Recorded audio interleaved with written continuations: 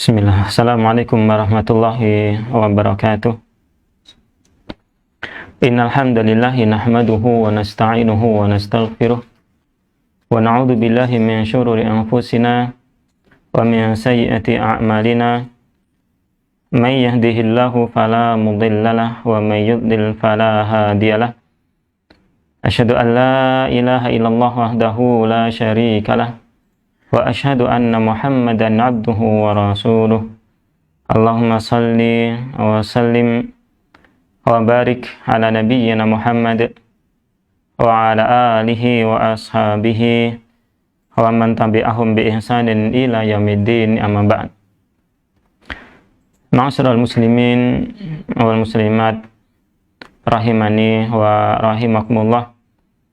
Alhamdulillah, kita bersyukur kepada Allah Subhanahu wa ta'ala yang senantiasa memberikan begitu banyak kenikmatan kepada kita semuanya. Nikmat sehat, nikmat waktu yang luang, dan juga rizki-rizki yang lainnya. Begitu banyak sekali Allah Subhanahu wa ta'ala berikan kepada kita. Dan lebih penting dari itu semuanya adalah nikmat iman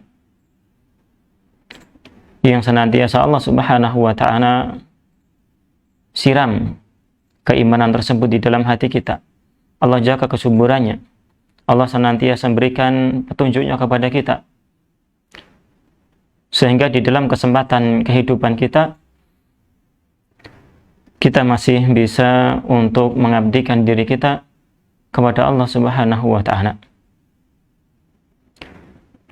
Maka itulah sebesar-besar nikmat seorang mengabdikan dirinya kepada Allah Subhanahu wa ta'ala dengan semampu dia. Dia menyembah Allah Subhanahu wa ta'ala, menjaga salatnya, menjaga puasanya, menjaga hatinya untuk senantiasa mengingat Allah Subhanahu wa ta'ala. Semua itu adalah kenikmatan yang besar dari Allah Subhanahu wa ta'ala yang menuntut untuk kita bersyukur agar Allah Subhanahu wa ta'ala jaga kenikmatan tersebut, agar tidak dicabut kenikmatan tersebut dari kita semuanya. Kemudian salawat dan salam mudah-mudahan senantiasa tercurahkan kepada uswatun hasanah kita, Nabiullah Nabi Muhammad sallallahu alaihi wasallam, kepada keluarga beliau, sahabat-sahabat beliau, dan kepada seluruh kaum muslimin yang senantiasa mengikuti petunjuk beliau dengan baik sampai akhir daripada kehidupan di penghujung zaman nanti. Dan kita pun berharap kepada Allah Subhanahu wa ta'ala, mudah-mudahan Allah Subhanahu wa ta'ala menjaga keistiqomahan kita untuk memegang al-haq, memegang kebenaran, sampai akhirnya Allah Subhanahu wa ta'ala mewafatkan kita semuanya dalam keadaan diridhoi, dalam keadaan husnul khatimah. Kemudian nanti kita dikumpulkan juga oleh Allah Subhanahu wa ta'ala bersama para nabi, para siddiqin, para syuhada, para salihin di dalam surga yang tertinggi, di dalam surga Firdaus. Amin ya rabbal alamin. Ma'asyiral muslimin wal muslimat rahimani wa rahimakumullah. Kita masih berada di bab yang pertama di dalam kitab yang kita baca sebagai acuan dalam pembahasan kita, Aina nahnu min akhlaqis salaf, di mana posisi kita dari para salaf kita, para salafus salih yang telah mendahului kita, yang mana kita membaca kisah-kisah, nasihat-nasihat dari para salaf kita, dari para pendahulu kita, tentang kebaikan-kebaikan mereka, ibadah-ibadah mereka, agar kita bisa mencontoh dari apa yang telah mereka lakukan, karena tidak dipungkiri mereka adalah orang-orang yang terbaik, orang-orang yang telah Allah Subhanahu wa ta'ala pilih untuk menemani nabinya, kala itu dari kalangan para sahabat, kala itu adalah dari kalangan tabi'in, tabi'ut tabi'in. Maka mereka adalah orang-orang yang telah mengambil ilmu yang dekat dengan sumbernya. Dan kita mengetahui bahwasannya air semakin dekat dengan sumbernya, maka itu akan semakin murni air tersebut. Dan mereka tabi'in maupun tabi'ut tabi'in, mereka juga termasuk generasi keemasan yang telah dikhabarkan oleh Rasul sallallahu alaihi wasallam. Khairun nasi qarni, sebaik-baik manusia adalah di generasiku. Tsummal ladzina yalunahum tsummal ladzina yalunahum, kemudian orang yang berikutnya, kemudian orang yang berikutnya lagi. Tabi'in dan tabi'ut tabi'in, orang-orang yang mengikuti para sahabat dengan baik, maka mereka adalah juga orang sebaik-baik orang yang harus kita ikuti sebelum kita melihat kepada contoh-contoh yang lainnya. Kita lihat kehidupan mereka, begitu baiknya nasihat-nasihat mereka, kita kemudian berusaha terapkan di dalam kehidupan kita. Mudah-mudahan kita mendapatkan kebaikan yang dulu mereka telah lakukan, walaupun itu sedikit yang kita bisa lakukan. Dan kita di saat ini hidup di zaman yang jauh dari kenabian, yang mana fitnah-fitnah semakin banyak, maka lebih perlu lagi, lebih harus lagi kita melihat kepada zaman terdahulu sebaik-baik contoh agar kita bisa teramankan dari fitnah-fitnah tersebut, dan agar senantiasa kita bisa istiqomah, terus semangat dalam memegang kebenaran agama ini. Dan kita masih di bab yang pertama di dalam kitab ini, bab tentang keikhlasan dan kejujuran yang telah dilakukan oleh para salaf kita. Dan kita telah membaca beberapa perkataan dari para salaf kita yang telah dibawakan oleh mu'alif di sini. Dan sekarang kita akan membaca berkaitan dengan sebuah janji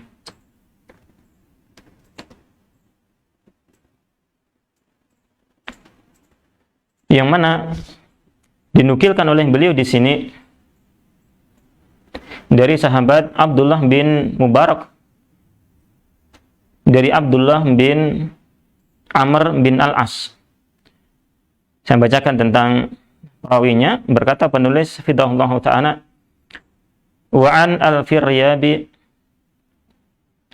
haddatsani Abu Bakrin, telah menyampaikan kepadaku Abu Bakar, Sa'id bin Yaqub, Sa'id bin Yaqub At-Tadiqani.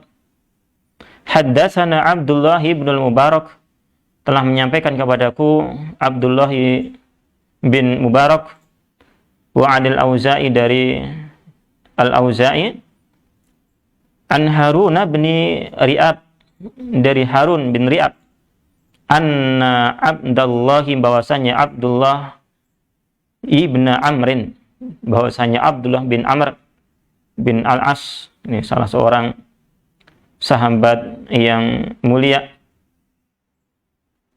yang bukan lagi nama yang asing bagi kita kaum muslimin tentang beliau, yang mana kita di kesempatan yang telah lalu telah membacakan beberapa kisah berkenaan dengan beliau, yakni tentang semangat beliau untuk mengetahui amalan seseorang yang telah dikabarkan oleh Rasul sallallahu alaihi wasallam bahwasanya dia adalah penghuni surga. 3 hari berturut-turut Rasulullah SAW mengabarkan seseorang itu adalah penghuni surga. Kemudian dia mencari tahu tentang amalan yang dilakukan oleh orang tersebut, karena semangatnya untuk mencari kebaikan kemudian diterapkan kepada dirinya sendiri. Maka demikian pula kita berusaha semangat untuk mencari al-haq, mencari kebenaran, mempelajari ilmu, yang kemudian semangatlah untuk menerapkan ilmu tersebut, melaksanakan kebenaran tersebut untuk kebaikan diri kita masing-masing. Kata beliau, lamma hadratul wafatu, ketika kematian itu mendatangi beliau, Abdullah bin Amr bin Al-As, qala, maka beliau mengatakan, unduru fulanan li rajulin min Quraisyin. Perhatikanlah si fulan itu, seseorang yang berasal dari kaum Quraisy. Fa ini kuntu qultu lahu, sesungguhnya aku telah berkata-kata kepada beliau, kepada orang tersebut, fi banatai, berkenaan dengan anak perempuanku. Qaulan kasyabihil iddah, sebuah perkataan yang sekadar dengan masa iddah. Maka Allah Ta'ala alam, sepaham saya ini adalah beliau mengabarkan nanti akan merencanakan, akan menikahkan laki-laki tersebut, laki-laki dari kalangan Quraisy tersebut dengan putrinya. Maka demikianlah seorang ayah ketika anaknya sudah dewasa, anak perempuannya sudah dewasa, atau ketika anaknya menjanda, maka dia pilihkan laki-laki yang memang menurut pandangan dia adalah seorang yang soleh, yang bagus agamanya. Kemudian dia nikahkan dengan anak perempuannya. Yang ini sudah banyak sekali dilupakan oleh kaum muslimin. Yang mana orang tua membiarkan anaknya sendiri untuk mencari jodohnya, untuk mencari pasangannya. Sehingga banyak sekali para perempuan dari kalangan orang-orang muslimah beragama muslim untuk mencari pasangan yang mereka inginkan, mereka berpacaran dan sebagainya. Bahkan mereka orang-orang muslim perempuan yang ngaji, yang kelihatan memegang agama dengan kuat, berpacaran dengan kemudian mengatasnamakan pacaran Islami dan yang lainnya. Maka itu sungguh jauh dari ajaran Islam. Karena agama Islam tidak mengajarkan untuk demikian. Ya. Maka bagi para ayah, hendaklah perhatikan yang seperti ini. Ya. Kasihan dalam diri Anda nanti akan diminta pertanggungjawaban oleh Allah Subhanahu wa Ta'ala. Kasihanlah anak-anak Anda, anak perempuan Anda, yang kemudian nanti dia nggak bisa milihnya hanya sebatas hawa nafsu saja, dan sebagainya. Maka orang tua hendaklah perhatikan ini, memperhatikan nasib anaknya. Pilihkan laki-laki yang soleh, ya, menurut pandangan dirinya. Jangan dipercayakan kepada urusannya sendiri. Ya. Nah, ini Abdullah bin Amr bin Al-As memandang laki-laki itu adalah orang yang soleh. Dia kemudian berkata sesuatu yang seolah memberikan janji kepada orang tersebut, nanti kalau masa idah itu sudah selesai, nanti tak nikahkan dengan dirinya, dengan anakku. Ya. Ini ketika masa wafat mendatangi beliau, maka beliau ingat yang seperti ini, janji ini. Maka kemudian beliau mengatakan, wa ma uhibbu an alqallaha ta'ala bi sulusin nifaq. Aku tidak suka untuk bertemu dengan Allah Subhanahu wa Ta'ala dengan membawa sepertiga kemunafikan. Ya, dengan membawa sepertiga kemunafikan. Karena ini adalah sebuah janji. Ya, adalah sebuah janji. Sedangkan kata Nabi SAW, ayatul munafik, ayat atau tanda tentang orang munafik itu, idza hadatsa kadzaba, apabila dia berbicara senangnya dusta, ngapusi. Wa idza wa'ada akhlafa, apabila dia itu berjanji, dia senangnya menyelisihi.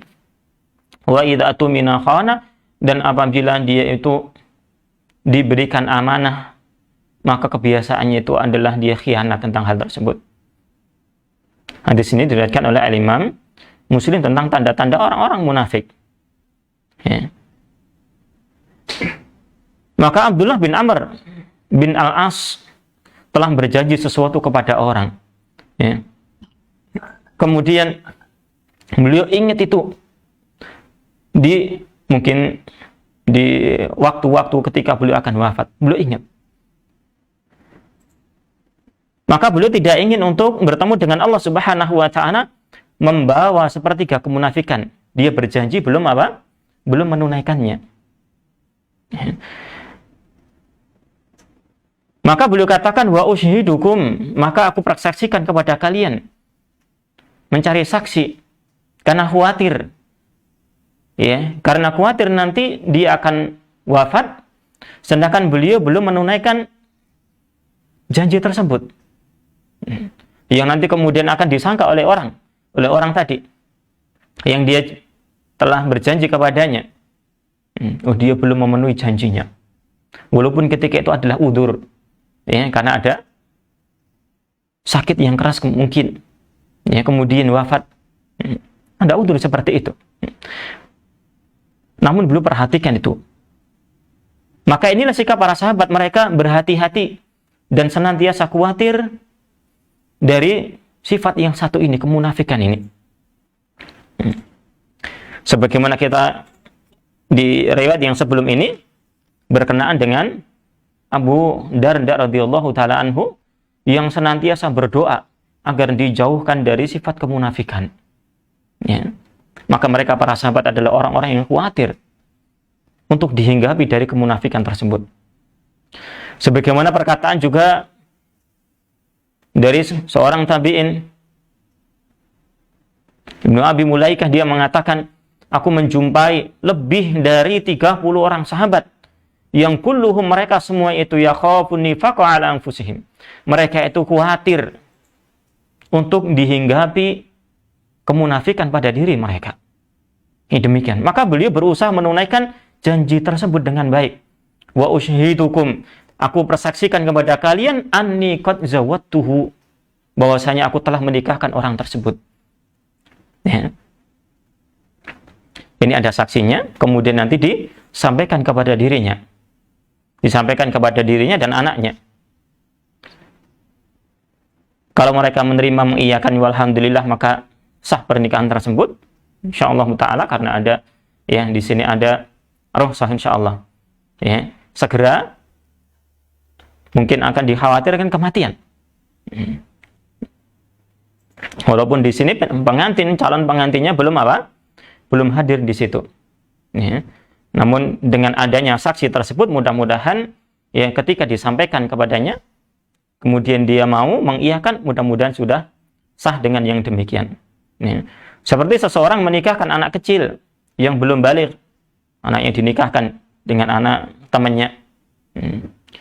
Maka kemudian ketika dewasa disampaikan lagi. Ketika mereka mengiyakan, walhamdulillah. Ya. Kalau tidak, maka dikembalikan kepada mereka. Ya, tidak sah. Ya. Maka di sini adalah bab tentang menunaikan janji, yang termasuk di antara adalah ini janji. Yang seorang mukmin maka hendaklah memperhatikan janji-janji yang pernah dia ucapkan.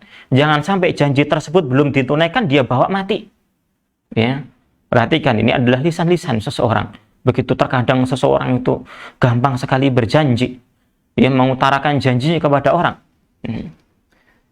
Sedangkan menunaikan janji adalah alamat daripada orang-orang yang beriman. Dan kebalikannya, melalaikan janji, khianat dengan janjinya, maka adalah salah satu di antara tanda-tanda kemunafikan.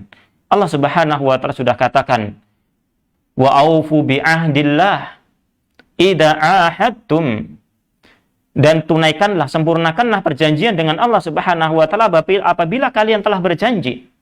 Wala tankudul aiman ba'da tauqidiha, dan janganlah kalian membatalkan janji-janji setelah kalian menguatkan janji tersebut. Wa qad ja'altumullaha 'alaikum kafila, dan kalian sungguh telah menjadikan Allah itu sebagai saksinya. Ya. Maka seorang mukmin hendaklah memperhatikan janji yang telah diucapkannya. Bahkan janji tersebut adalah sesuatu yang akan diminta pertanggungjawabannya oleh Allah Subhanahu wa taala. Allah Subhanahu wa taala katakan, wa aufu bil ahdi innal ahda kana mas'ula, dan sempurnakanlah oleh kalian janji-janji kalian. Karena sesungguhnya janji tersebut adalah sesuatu yang akan ditanya oleh Allah Subhanahu wa taala. Dan menunaikan janji ini adalah di antara sifat-sifat para nabi. Dia adalah bagaimana Allah Subhanahu wa taala mengatakan tentang Nabi Ibrahim alaihissalam, Abul Anbiya, Khalilur Rahman, wa Ibrahim alladzi waffa. Dan Ibrahim adalah seseorang yang senantiasa menyempurnakan janjinya. Begitu juga dengan Nabi Ismail alaihissalam. Allah Subhanahu wa taala katakan, innahu kana shadiqal wa'di. Sesungguhnya beliau, Nabi Ismail ini adalah seseorang yang benar janjinya, jujur janjinya. Ketika berjanji, berusaha kuat memegang janji tersebut untuk menunaikannya, untuk tidak mengkhianatinya. Ya. Ini demikian, para nabi demikian. Nabi kita Nabi Muhammad SAW, ya, kita juga telah mengenal beliau seseorang yang sangat kuat, sangat getol memegang kepercayaan orang. Ketika berjanji akan berusaha untuk menunaikannya, ketika diberikan amanah, maka akan kuat memegang amanah tersebut. Bahkan sebelum diutus jadi nabi, Nabi Muhammad SAW sudah dikenal sebagai orang yang amanah. Setelah itu akan menjadi lebih sempurna lagi ketika beliau diangkat oleh Allah Subhanahu wa taala menjadi nabi dan rasul. Bahkan ketika orang-orang Quraisy mereka memberikan kecaman-kecaman, memberikan siksaan-siksaan kepada teman-temannya, para sahabat, dan memberikan sikap-sikap yang tidak mengenakan kepada Nabi SAW, menunjukkan sikap permusuhan kepada beliau, maka sifat amanah tersebut juga tidak dihilangkan oleh beliau.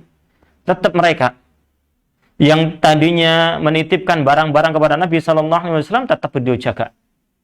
Bahkan sampai kepada ketika beliau mau hijrah, ya, ketika orang-orang Quraisy yang sudah mereka membuat rencana di Darun Nadwah, ya, mereka membuat rencana bersama dengan kabilah-kabilah, kemudian akhirnya mereka menentukan bagaimana tata cara untuk membunuh Nabi SAW dengan cara yang seperti apa, yang nanti kemudian Bani Hashim, Bani Abdul Manaf kemudian mereka tidak bisa menuntut balas. Ya, sampai akhirnya mereka menemukan sebuah cara. Ya, kita pilih pemuda-pemuda yang kuat dari setiap kabilah. Kemudian kita pegangi mereka pedang yang tajam, dilumuri dengan racun. Kemudian agar mereka semuanya menyerang dengan seketika semuanya bareng. Sehingga Bani Hashim, kemudian Nabi SAW tidak bisa menuntut balas. Kalau mereka mau menyerang semua kabilah, maka dia tidak akan bisa. Maka akhirnya mereka menerima tebusan, menerima diatnya, mau tidak mau. Ini rencana mereka. Abu Jahal dan yang lainnya sudah berusaha membunuh Nabi SAW. Namun Nabi Muhammad SAW yang tadinya beliau masih membawa amanah-amanah yang banyak, titipan-titipan orang-orang Quraisy yang benci itu, maka beliau tinggalkan Ali radhiyallahu taala anhu, yang beliau berwasiat tidak boleh hijrah, tidak boleh pergi meninggalkan kota Mekah sampai kemudian menyampaikan amanah-amanah itu kepada pemiliknya lagi. Sampai demikian keadaannya. Ini Nabi Muhammad SAW. Maka kemudian kita sebagai pengikut Nabi Muhammad SAW, maka kita pun juga dianjurkan, ditekankan untuk menjadi orang-orang yang amanah, orang-orang yang jujur dengan janji-janjinya. Kalau sudah janji, maka tunaikanlah kepada siapa Anda berjanji. Jangan dibawa janji-janji itu mati, belum ditunaikan. Jangan sampai karena janji-janji tersebut kemudian orang itu menganggap kita sebagai orang yang gombalan, gitu ya. Gampang berjanji, dia itu gampang berjanji namun nggak tahu kapan ditunaikannya. Ditunaikan atau tidak juga nggak tahu. Dikenal sebagai orang yang seperti itu, atas gombalan gitu. Pakaian yang sudah lama nggak ini laki-laki yang senang gombal kadang seperti itu, gombal sama orang. Kalau istri terkadang senang digombali kadang gitu kalau orang jangan. Ini kadang bermanis-manis dengan istri, itu dianjurkan demikian. Kalau bermanis-manis dengan orang, berjanji-janji dengan janji yang kosong, jangan. Bahkan kepada keluarga saja kita berjanji dengan kosong, jangan. Ya, manis-manis yang sesuatu yang nyata. Ya, jangan kebiasaan bohong. Ya, bahkan dengan seorang anak kecil. Ya, seorang anak kecil di zaman Nabi SAW ada seorang ibu yang manggil anaknya. Ya, di sisi Rasulullah SAW panggil anaknya. Sini tak kasih sesuatu. Ya, kemudian Rasulullah SAW tanya kepada ibu tadi, ya, apa yang engkau akan berikan kepadanya? Kurma katanya. Nih, kemudian Nabi SAW mengatakan kepadanya, ya, amma innaki law lam tu'tihi syai'an kutibat 'alaiki kitbatan. Ya. Adapun wahai engkau, wahai ibu, seandainya engkau tidak memberikan sesuatu kepada dirinya, maka engkau akan dicatat satu kedustaan untukmu. Anak kecil. Ya, yang mana mungkin ya, naudzubillah min dzalik, kita banyak menjumpai ya di sekitar kita, ya, janji sama anaknya, besok tak beli ini ya. Cuman ternyata apa? Untuk ngeyem-nyem aja, ya, untuk ngeneng-ngeneng anaknya yang nangis, biar anaknya nggak nangis. Ya, kemudian setelah anaknya diam, ya sudah dilupakan begitu saja. Maka sudah begitu banyak kedustaan, atau betapa banyak kedustaan yang dicatat oleh Allah Subhanahu wa taala untuk orang tua yang seperti itu. Mungkin yang seperti ini jarang diketahui oleh orang. Ya, di kebanyakan kaum muslimin banyak menjanjikan kepada anaknya, banyak ya ngomong yang enggak kepada anaknya. Nah, kadang nakut-nakutin anaknya nangis, jangan nanti ada ini. Ya. Bohong, itu termasuk kebohongan yang tidak diperbolehkan. Ya, ini. Nah, di antaranya yang harus kita berhati-hati dari janji, kemudian khianat dari janjinya. Maka kata Nabi SAW, likulli ghadirin liwa'un inda istihi yaumal qiyamah. Ya. Bagi setiap orang-orang yang khianat akan janjinya, nanti akan diberikan sebuah bendera, ya, tanda di sisinya di hari kiamat nanti. Ya, disebut sebagai bendera kedustaan. Ya, bendera pengkhianatan. Ya. Maka nanti akan diketahui oleh orang, oh ini dulu adalah orang yang khianat di dunianya. Ya, waliyadzubillah, yang seperti itu. Maka sifatnya khianat ini adalah sesuatu yang buruk yang harus kita jauhi, yaitu merupakan tanda-tanda kemunafikan. Ya, kalau seseorang itu sudah terbiasa dengan sifat yang satu ini, ya, kemudian terseret kepada sifat yang kedua, sifat ketiga, waliyadzubillah, maka ya mungkin saja dia akan terseret kepada ya khianat yang lebih besar, kepada kemunafikan yang lebih besar dari itu, yakni ya kemunafikan dilakukan oleh orang-orang munafik. Ya, waliyadzubillah, yang seperti itu. Maka inilah daripada Abdullah bin Amr bin Al-As menunjukkan tentang pentingnya amanah, menunaikan janji seseorang yang pernah dia ucapkan. Ya. Kemudian yang berikutnya, wa'an Musa bin Mu'alla, dari Musa bin Mu'alla, qala, dia mengatakan, qala Hudzaifah, berkata Hudzaifah kepada Musa bin Mu'alla, memberikan nasihat kepadanya, ya Musa, wahai Musa, salatu khisalin, 3 perangai, 3 hal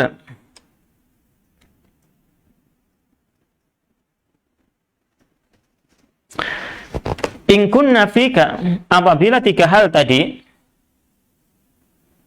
itu ada pada dirimu, lam yanzil minas sama'i khairun, tidaklah turun kebaikan dari langit, illa kana laka fihi nasibun, kecuali Anda akan memperoleh bagian dari kebaikan tersebut. Ya. Saya teringat dengan sesuatu, ya, dengan judulnya, biar dihubungkan judulnya dulu dengan kajiannya. Perhatikanlah dirimu sebelum bertemu dengan Allah Subhanahu wa taala. Ya, ini berkenaan dengan perkataan Abdullah bin Amr bin Al-As tadi. Ya, dia memperhatikan dirinya ketika mau bertemu dengan Allah Subhanahu wa taala, jangan sampai membawa dosa. Kalau ada dosa, hendaklah dia beristighfar, banyak beristighfar kepada Allah Subhanahu wa taala kalau kaitan dengan Allah Subhanahu wa taala. Yang kata Allah Subhanahu wa taala, ya ibadi, ya, wahai hambaku, lau ataitani bi qurabil ardi khataya, seandainya engkau ya membawa kesalahan seberat bumi, namun engkau tidak mensekutukan aku dengan sesuatu apapun, la ataituka bikurabiha maghfiratan, pasti aku akan membawa pula ya sepenuh itu pula maghfirah, ampunan untukmu, selama bukan kesyirikan. Ya. Perhatikan, kemudian kita banyak istighfar ketika itu. Ya. Kalau itu kaitan kita dengan Allah Subhanahu wa taala, kita bertobat, istighfar dengan taubatan nasuha, selesai. Namun di sana ada kaitan dengan manusia yang lainnya, dengan teman-teman, dengan tetangga dan yang lainnya, dengan kaum muslimin yang lainnya, maka harus ditunaikan. Contohnya di sini adalah janji. Ya, adalah apa? Janji. Janji tersebut harus ditunaikan. Ya, utang-utang pun juga ya. Karena utang itu adalah sesuatu yang harus dibayarkan. Ya, wasiat, berikan wasiat kepada keluarga, saya ada utang ini kepada si fulan. Ya, minta tolong sampaikan, saya belum punya. Ya, minta tolong anggota keluarga saya, ahli waris, kemudian membayarkannya. Demikian.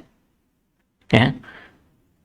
Nah, perhatikanlah ya keadaan kita ketika kita bertemu dengan Allah Subhanahu wa taala, berusahalah sebersih mungkin ketika bertemu dengan Allah Subhanahu wa taala dengan tidak membawa kotoran, yang tentunya seseorang ingat hal yang seperti ini ya, dia adalah bagi orang-orang yang sudah senantiasa berusaha menjaga ya, beristighfar, membersihkan diri dari dosa di kehidupan yang masih longgar waktunya. Ya. Adapun orang-orang yang tidak pernah menjaga dirinya, ya, maka dia ketika wafat pun juga dia tidak ingat dirinya. Ya. Wala takunu kalladzina nasullaha. Janganlah engkau seperti orang-orang yang melupakan Allah Subhanahu wa taala. Fa ansahum anfusahum, kemudian mereka pun dilupakan oleh Allah dari diri mereka sendiri. Ya. Dan itu kalau itu adalah ketika mau wafat ini, ya, sesuatu yang sangat bahaya sekali. Ya. Sudah berbuat dosa syirik, sudah berbuat dosa nifak, ya, kemudian dia dilupakan oleh Allah Subhanahu wa taala, tidak bertobat sampai akhir hayatnya. Naudzubillah min dzalik, kemudian dia dikekalkan di dalam neraka. Naudzubillah summa naudzubillah. Ya, maka di sini pentingnya bertobat dan terus bertobat, terlebih lagi adalah ya ketika seseorang itu ya mendekati masa-masa wafatnya. Nah, kita sambung kepada riwayat yang kedua tadi. Ya, bahwasanya Hudzaifah dia mengatakan kepada Musa bin Al-Mu'alla, ada 3 hal yang apabila itu Anda ada pada dirimu, maka tidaklah turun kebaikan dari langit, pasti Anda akan mendapatkan bagian darinya. Maka ini adalah salah satu 3 perkara yang merupakan kunci seseorang mendapatkan ya kebaikan-kebaikan dari Allah Subhanahu wa taala. Ya. Apa di antaranya itu? Kata beliau, yakunu amaluka lillahi azza wa jalla. Hendaklah amalmu itu ikhlas kepada Allah Subhanahu wa taala, sedikit atau banyaknya, ikhwan. Ya. Sedikit atau banyaknya amalan kita. Kalau itu banyak, hendaklah diikhlaskan kepada Allah taala. Kalau itu besar, hendaklah diikhlaskan kepada Allah Subhanahu wa taala. Kalaupun kecil pun juga iya, jangan diremehkan. Ya. Kecil kalau ikhlas akan bernilai tinggi di hadapan Allah Subhanahu wa taala. Besar kalau tidak ikhlas, maka tidak akan ada nilainya di sisi Allah Subhanahu wa taala. Ya. Allah Subhanahu wa taala katakan, "Man kana yuridul ajila hajjalna lahu fiha ma nasya'u liman nuridu."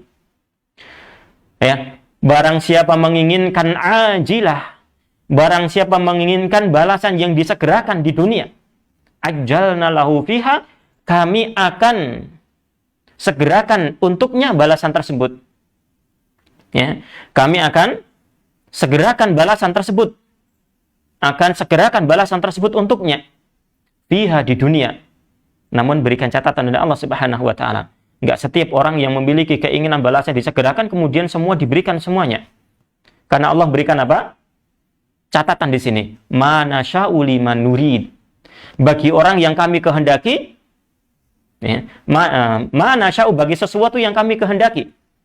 Misal seseorang dia berbuat riya, dia berarti menginginkan balasan di dunia. Sholat karena ingin jadi presiden misalkan, ya, biar diangkat jadi kepala RT misalkan, biar diangkat jadi kepala RW misalkan, dan seterusnya. Ya. Maka belum tentu nanti akan dikabulkan oleh Allah Subhanahu wa taala. Ya. Namun apa? Akan kami kabulkan ma nasya'u, sesuatu yang kami kehendaki. Berarti ada sebagian, terkadang diberikan sebagian, terkadang diberikan secara penuh. Liman nuridu, bagi siapa yang kami kehendaki.